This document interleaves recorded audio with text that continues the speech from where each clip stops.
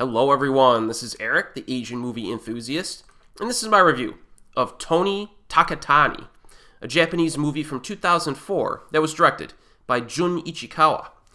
So our protagonist in this one is a Japanese man named Tony, whose father narrowly avoided execution in World War II, and whose mother passed away shortly after his birth. Because of his Americanized name, people often react oddly, or sometimes with hostility towards him. He finds spending time alone to be the most natural existence.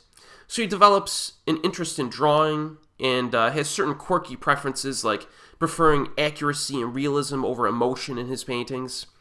But one day, he falls in love with a young client, Eiko, who is obsessed with shopping for clothes and accessories.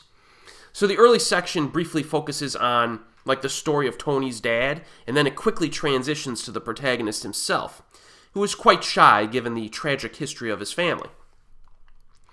Now, the storytelling structure of this one almost feels like it's one gigantic montage of scenes that give a feel for someone's entire life. Although much of it focuses on his later years and the years where he meets this woman. And the film does have a lot of narration because of the structure, but I think it works quite well. Has a very laid-back presentation. It's almost a little bit relaxing of a film to watch. Deliberately paced, lots of slow tracking shots that kind of transition scenes together very nicely. You get some piano music in the background. It feels different from a typical movie, the way that it's presented. You know what I mean?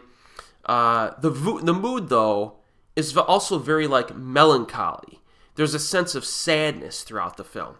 And the concept of, disconnection and loneliness is a theme that has very much dominated a subsection of Japanese cinema for decades. But it appears that it's becoming more of a problem in real life on an international level. And the lifestyle that's depicted in this film that was released in the mid-2000s, it's actually becoming increasingly more common in the 2020s, and that's, there's some problems with that. But yeah, it's interesting how this film was almost distinctively Japanese, so to speak, back in the day, but it's these concepts and issues are more internationally felt in the 2020s. Kind of interesting. Now, the main character feels like a real person, even if a few events in the film are maybe slightly unusual, maybe very slightly quirky. The runtime is only 1 hour and 16 minutes long, which is quite short, but it still feels like there was a good amount of content and character development that was accomplished in this. And the lead actor is Issei Ogata, and the lead actress is Rie Miyazawa, both of whom play multiple characters in the film, which is pretty interesting. Now, international viewers may recognize Miyazawa from her 2010's filmography.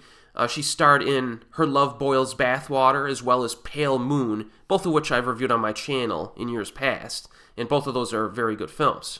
But I think it's Ogata who is forced to kind of carry this movie on his shoulders, and he does a solid job. Now, the director, Jun Ichikawa, is pretty great, and I think he's one of the more underrated Japanese directors, or at least underappreciated Japanese directors from the last handful of decades. And not too long ago, I reviewed How to Become Myself, which is also a very good movie. And Tokyo Marigold and Busu are two other standouts in his filmography. He's simply a really good director, and he's good at creating compelling, dramatic, narratives. Would be nice to see him get more love on the Blu-ray market, but all of the films that I just mentioned are available on YouTube in their entirety with English subtitles. So if you want to explore this director, some of his best stuff is just a click away for you. And you know what? I'll include in the description box below, I'll include a list of some of his movies and the links to the YouTube videos of them. So I definitely recommend that you check this director out. He flies way under the radar, you know what I mean, in the Japanese cinema scene, but one to check out. So I definitely recommend Tony Takitani. It's a little bit more of a deliberately paced art house style type film, but I think it's quite compelling and enjoyable to watch. And again, it's on YouTube for you. And as always, folks, I'll see you next time.